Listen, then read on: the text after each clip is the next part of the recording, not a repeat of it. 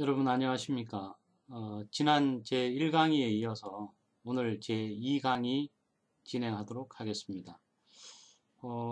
물론 자기가 맡은 부분에 대해서 다들 중요하다고 말씀들을 하시겠지만은 이 브랜드 자산 관리사 과목에 있어서 이 상표 관리 파트는 가장 어려우면서도 가장 중요한 과목이라고 저는 개인적으로 생각을 하고 있고요.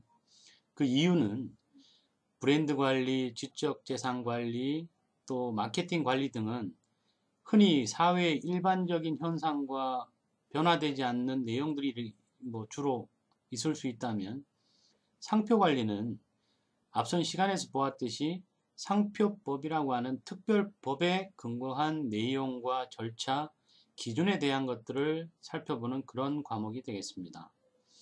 아마 여러분들이 많은 분들이 대학생이거나 이제 취업을 준비하고 계신 취업 준비생이라는 이야기를 많이 들었습니다.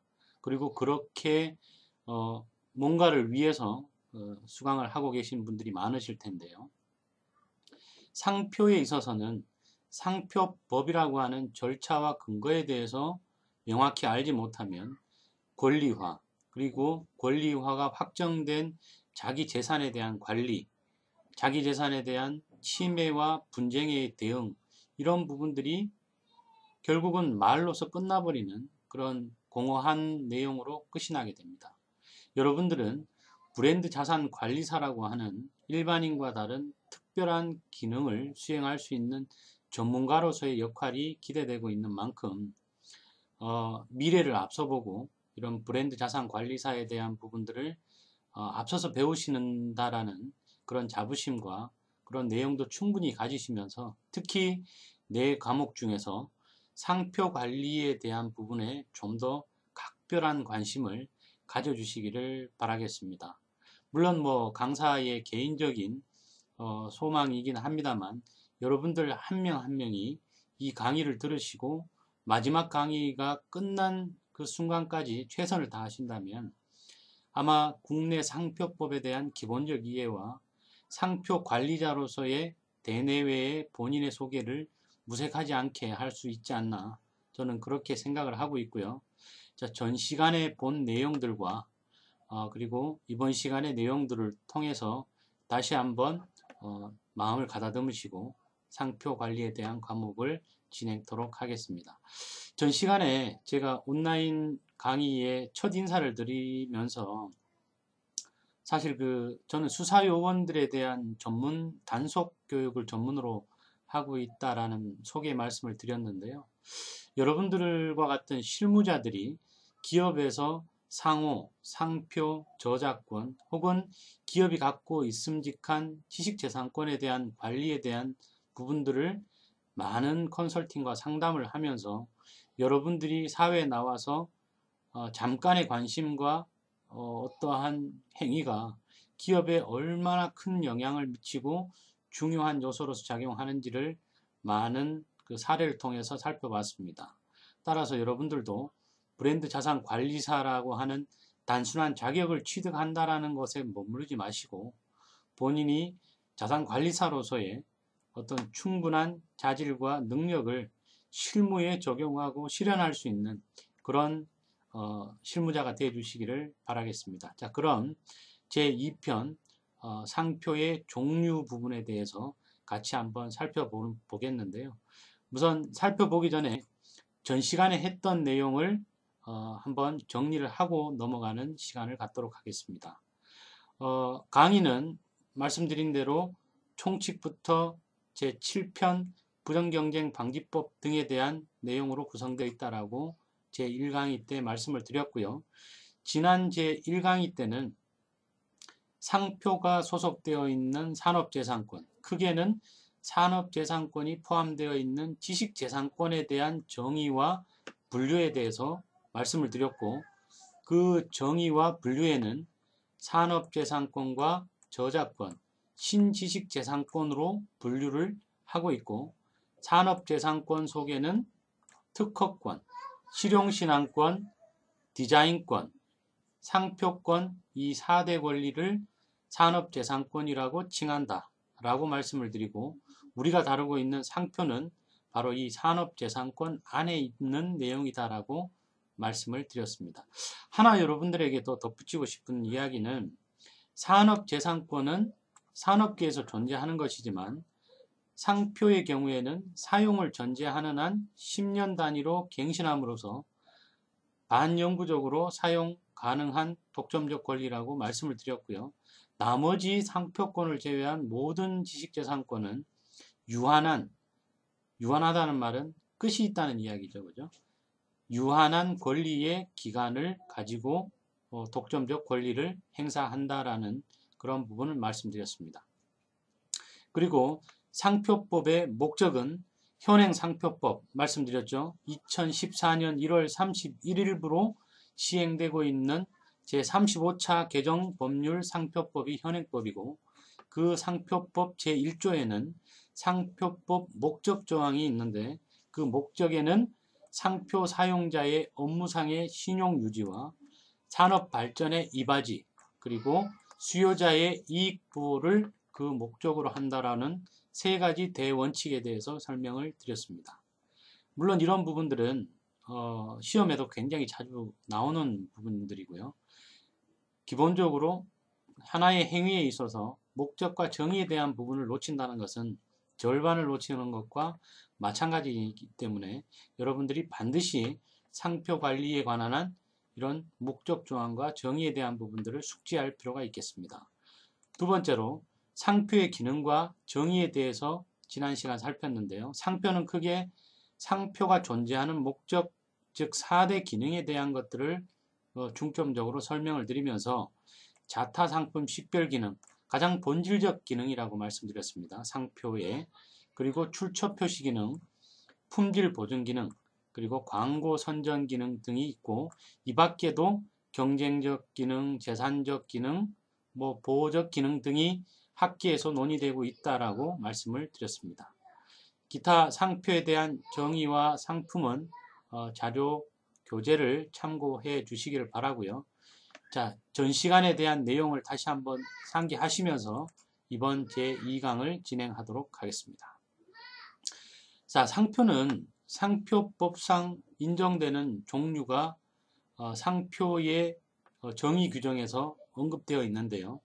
지난 2012년 3월 15일 한미 FTA라고 하는 국제적 변혁의 어떤 한 사건으로 인해서 우리 관련법들이 굉장히 많은 개정이 되었습니다. 그 중에 지식재산권과 관련된 상표, 디자인, 저작권, 특허권 등 이런 관련법들도 같이 개정되어서 시행이 되었는데요. 거기 내용에서 상표적 측면에서 특기할 만한 점은 소리와 냄새와 같은 비전형적, 비시각적 상표도 이제 권리로서 인정이 되는 형태로 법이 개정이 되었다는 것입니다. 자, 그러면 교재에서 나와 있는 상표의 종류 내용을 중심으로 한번 살펴보도록 하겠습니다.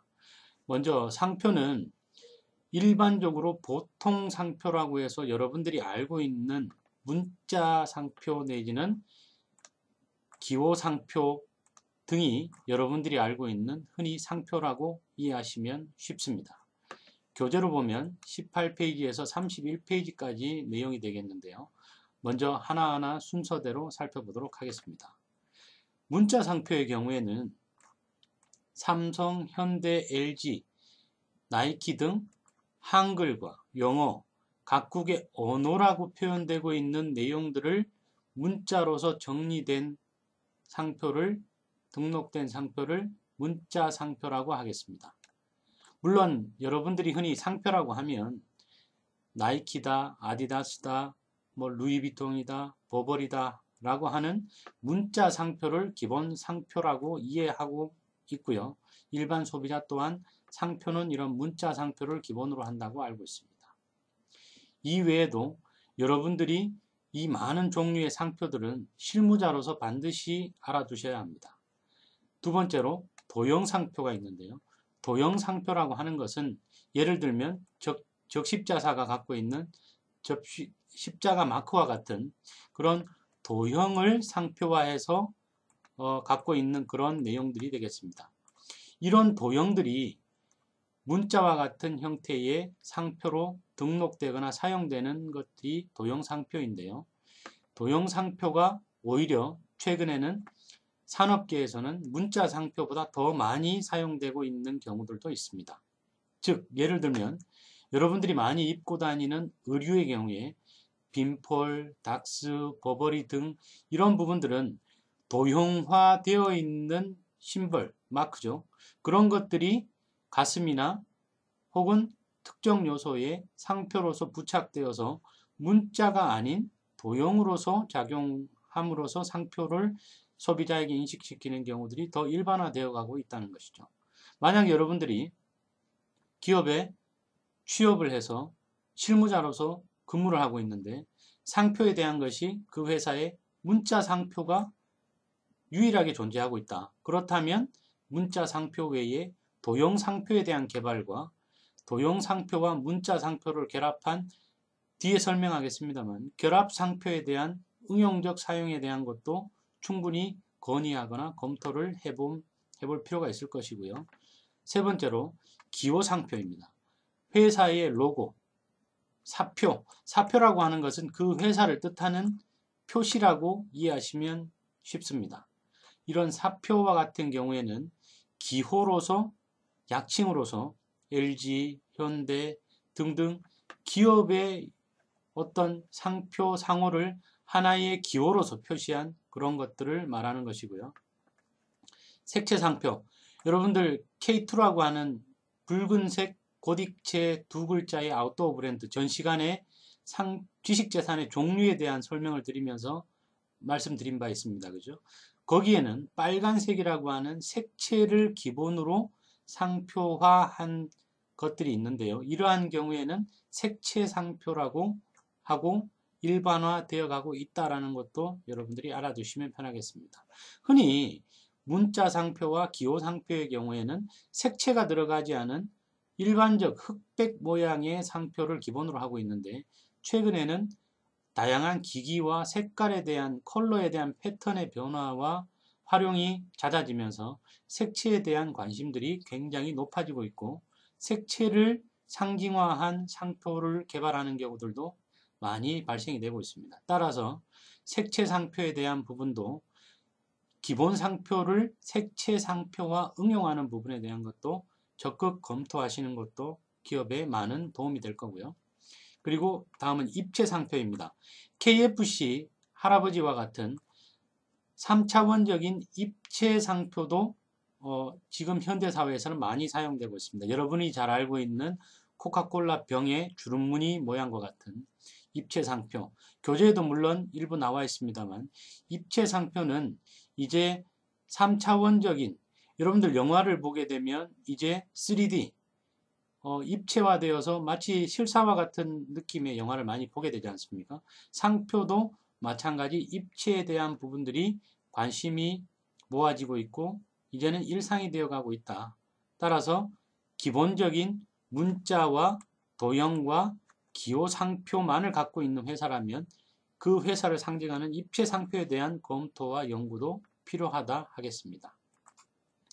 다음은 색채 상표 등이 있는데 여기 앞서서 여러분들이 반드시 알아두셔야 될 것은 이 상표들을 결합한 결합 상표가 또한 사회에서 많이 활용이 되고 있는데요. 즉 나이키라는 문자에 여러분들이 알고 있는 나이키 모양이 결합되어서 이러한 형태의 문자와 도형이 결합된 복합 결합 상표가 최근에는 일반적인 상표의 사용으로 되고 있습니다. 따라서 단순하게 각각의 상표로서 존재하는 것과 결합되어서 존재하는 것들이 최근에 많이 개발되고 있다. 상표를 여러분들이 검색을 해보시면 단순한 나이키라고 하는 상표의 종류가 70, 80가지가 등록되어 있다는 사실을 확인하게 됩니다. 그것은 문자 상표와 도형, 기호 상표들을 응용하고 변형해서 결합한 내용, 거기에 색채와 다양한 패턴을 집어넣은 그런 상표로서의 변형들이 이루어지고 있다라고 이해하시면 되겠고요. 이러한 입체 상표는 색채 상표와 더불어서 여러 유형으로 나타나고 있는데요. 예를 들어서 보면 여러분들 교재에 있는 색채 상표는 뭐 유럽 공동체에 대한 모양이라든지 뭐 이런 등록 요건, 절차에 대한 부분들은 교재의 내용을 읽어봄으로써 충분히 이해를 하실 수 있을 겁니다. 다만 색채의 경우에는 그 색채를 기본으로 하기 때문에 달라진 색채에 대한 권리 범위를 주장하기에는 다소 무리가 있을 수 있기 때문에 색채 상표만으로 등록된 경우에는 권리 범위에 대한 사용을 할 때 등록된 대로 사용하는 부분에 대한 각별한 관심과 주의가 필요하겠습니다. 입체 상표 말씀드렸죠. KFC 할아버지, 맥도날드 햄버거의 뭐 크라운이라든지 이런 것들을 입체 상표로 해서 현재 많이 이루어지고 있고요. 뭐 이런 등록 요건, 절차, 효력 제한 부분은 뒤에 뒷부분 상표의 출원과 등록 행위에 있어서 설명하는 4장 부분에서 다시 한번 상세하게 설명을 드리도록 하겠습니다. 자, 입체 상표. 여러분들 교재에 나와 있습니다. 입체 상표의 구성 및 태양을 갖춘 것으로 인정되는 경우, 그리고 인정되지 않는 경우, 이런 것들이 예시로 나와 있는데요. 이런 것들을 보시면, 아, 이런 것들이 입체 상표로서 태양, 모양을, 형태를 갖춘 것으로 인정이 되고 있구나. 보통 우리 태양, 양태, 형태, 유사한 의미의 단어라고 이해를 하시면 되고요. 이런 모양을 갖춘 것들 중에 입체는 이런 것들이 있다라는 정도로만 이해를 하시면 되겠습니다. 만약 여러분들이 회사에 취업을 해서 사용하고 있는 상표에 입체감이 제품화된 것들이 있다면 이런 입체 상표에 대한 권리화를 고민해 봐야 된다는 말씀은 분명히 드렸고요. 자, 입체 상표에 이어서 기타 상표로 동작 상표.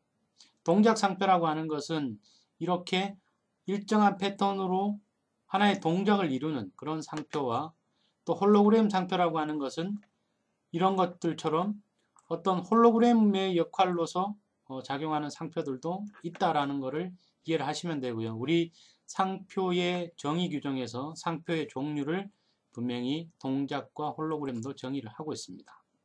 기타 동작 홀로그램 상표의 작성 및 제출 서류도 뒷부분에서 상세히 설명드릴 예정이고요. 사실 이런 상세한 절차와 실무적 부분은 실무자로서 여러분들이 내용 정도를 이해하면 되는 것이지 변리사처럼 상표 출원 업무를 대리하는 대리인으로서까지 전문성을 갖출 필요는 없습니다. 굳이 그렇게까지 하라는 것보다는 내용을 이해하고 있음으로써 여러분들이 권리화하거나 상표에 대한 관리를 할 때 좀 더 전문적 관리가 가능하다는 그런 장점을 부각하기 위한 것이고요. 이런 법 규정에 대한 것들은 관련 법과 전문성을 좀 더 요구하는 부분이기 때문에 그런 부분에 대한 것들은 여러분들이 향후에 이 과목에 대한 부분 요소별로 너무 암기나 숙지에 대한 부분으로 집착할 필요는 없다라는 말씀을 미리 드리겠습니다. 자, 기타. 앞서 말씀드린 교재에 언급된 것들 외에 한번 살펴보면요. 이 자료를 보시죠. 결합상표. 앞서서 말씀드렸습니다. 그죠? 문자와 도형 혹은 기호가 2개 이상이 상표 구성 요소가 함께 상표를 구성하는 경우에 결합상표 혹은 복합상표라고 합니다. 이런 상표들이 최근에 산업계나 업계에서 사용되고 있음이 일반적인데요. 이런 부분들을 기업에서는 보통 문자와 기호, 단일로서만 존재하는 경우가 있고 혹은 2개가 결합해서만 존재하는 경우가 있는데 만약 여러분들이 실무자로서 상표 관리에 대한 업무를 부여받게 된다거나 수행을 하게 된다면 자사가 갖고 있는 상표에 대한 종류별 분화와 여러 형태의 변형에 대한 부분들은 전문성을 가지고 재검토를 건의하는 것도 방법일 거고요. 반드시 그때는 변리사나 대리자에 대한 전문가의 조언을 통해서 사업 아이템과의 연결을 구한다면 충분히 여러분들로서의 소기의 목적을 달성할 수 있을 거라고 보여집니다. 다음은 교재에 지금 언급되지 않아 있는데요. 소리상표, 즉 다른 말로는 음향상표라고 합니다. 한미 FTA가 시행된 2012년 3월 15일 기준으로 시행된 시행법에서 미국의 상표법과 우리의 상표법의 균형감을 유지하기 위해서 이 소리와 냄새 상표에 대한 것을 상표법에서 인정하게 되었는데요. 비시각적 소리에 대해서 작년 기준으로 2013년 초 기준으로 미국은 73만 건, 우리는 현재 30여 건이 상표로서 출원 중이거나 등록되어 있는 상황입니다.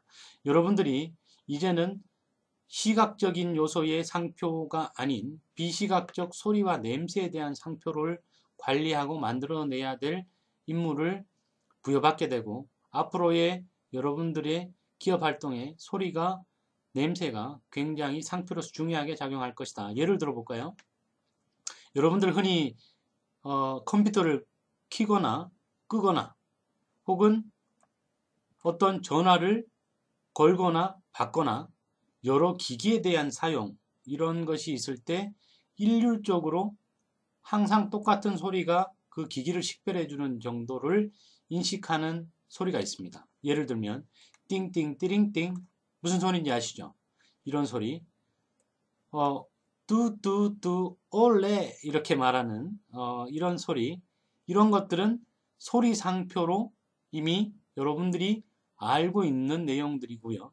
그리고 MGM 영화사에 영화가 시작하기 전에 사자가 둥근 원에 머리를 내밀고 이렇게 표를 하죠. 사자 울음소리, 이런 소리. 그리고 또 다른 예로는 할리 데이비스 같은 오토바이 엔진 소리, 뭐 등등 여러 소리들이 산업계에서 독점적 권리로서 상표화되어 가고 있다. 이제는 여러분들이 회사를 운영하거나 회사에 있다면 우리 회사가 갖고 있는 우리 회사만의 소리, 나만의 소리는 없는지를 고민해서 소리 상표에 대한 부분을 한번 좀 더 연구를 해볼 필요가 있다라는 말씀을 드리고요. 그리고 마지막으로 냄새 상표. 냄새 상표의 경우에는 마찬가지 소리와 마찬가지로 시각적 요소가 아닌 비시각적 요소의 상표로서 바느질용 실, 미국의 경우에는 주부들이라면 누구나 눈을 감고 냄새만으로도 그 실이 어느 회사의 어떤 실이다라는 것을 알 정도의 식별력을 갖춘 그런 냄새나는 바느질용 실이 있답니다. 그런 실이 상표로서 인정된 이래로 레이저 프린터의 레몬향 토너, 향수, 기타 여러 냄새를 가지고 특정한 인식 기준을 나타내는 상표가 냄새 상표가 인정이 되고 있고요. 아직 국내에는 냄새 상표가 그렇게 잘 알려지거나 일반화된 것은 없다고 보시면 되겠습니다. 앞으로 여러분들이 산업계에 나가셔서 이제 연구하시고 발전시켜야 될 영역이라고 보시면 되겠습니다. 또한 방금까지는 눈에 보이는 상품 내지는 표식에 대한 부분이었다면 상표 외에 서비스표가 있습니다. 흔히 말하는 프랜차이즈나 도소매업이나 서비스를 표시하는 그런 것들을 서비스표라고 하는데요. 뭐 국민은행 같은, 금호고속 같은 이런 서비스표로부터 프랜차이즈, 여러분들이 잘 아시는 그런 음식 체인이라든지 이런 것들 있죠. 서비스업을 물품의 상표로 부착하는 것이 아니라 그 업 자체가 서비스업을 하기 위한 그런 표식을 서비스업 내지는 서비스표라고 하는데요. 상표 체계에서는 상표와 서비스표 두 형태로 양분을 하고 있습니다. 그런 내용의 예로서는 이런 서비스표가 있고요. 교재에 나와 있는 이런 단체 표장도 하나의 서비스표 겸 단체 표장으로서의 역할을 합니다. 단체 표장은 우리 여러분들 알고 있는 수협이나 농협, 축협, 새마을금고 이런 곳은 어떤 단체 표장으로서 통상의 단체 표장과 지리적 표시 단체 표장으로 나눈다라고 되어 있는데요. 이런 단체 표장들은 자신들이 단체 활동으로 하고 있는 수협과 농협 같은 경우에는 거래를 하려면 일종의 조합원 내지는 그 단체에 소속이 되어야 되는 것이 일반적이죠. 이런 단체로서의 활동을 표시하는 것이 단체 표장이다. 이런 것들은 인정 취지가 어떻고 상표법의 적용이 어떤지는 굳이 여러분들이 다 아실 필요는 없고요. 만약에 이런 단체에 근무를 하고 계시다거나 그런 단체를 취업을 위해서 노력하고 계신 분이라면 단체가 갖고 있는 CI, BI, 그 단체가 갖고 있는 단체 표장에 대한 부분들을 잘 관리하실 필요가 있습니다. 또한 제1강에서 지식재산에 대한 종류에 대해서 말씀드릴 때 K2 상표의 원산지, 지리적 표시 등에 대한 부분들을 말씀드린 적이 있는데요. 지리적 표시 부분은 본질적으로 그 상품의 특정 품질이나 명성, 그 밖에 본질적인 특정 지역에서 비롯된 그런 것들을 나타내는 상표라고 이해하시면 되겠습니다. 주로 출처 표시에 대한 의미라고 보시면 되고요. 업무 표장, 하고 있는 업무, 경찰 업무, 보이스카우트 같은 업무와 연관한 업무 표장 등도 이렇게 현재 많이 사용되고 있습니다.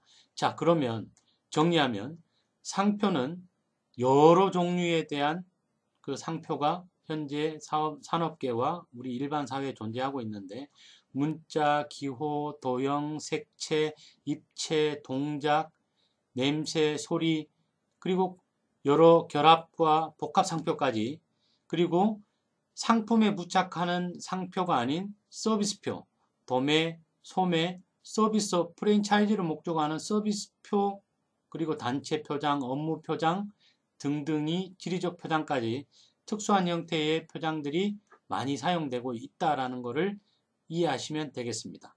자, 상표의 종류에 대해서 이해를 하셨는지 모르겠는데요.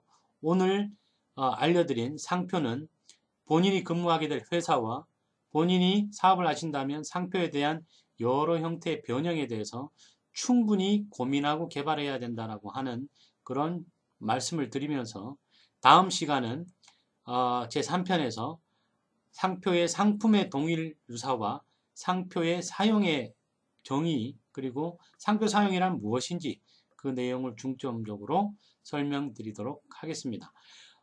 지금 교재를 중심으로 하다 보니까 사실 좀 딱딱하게 갈 수도 있는데요. 상표에 대한 개념적 내용을 건너간 순간부터는 사례를 중심으로 여러분들에게 좀 더 다이나믹한 강의를 해드리도록 하겠습니다. 오늘 제2강 상표의 종류 부분 수고하셨고요. 반드시 기억하시고 다음 상표의 사용과 상표의 동일, 상품의 동일 유사에 대해서 살펴볼 때까지 다음 시간까지 안녕히 계시기 바랍니다. 감사합니다.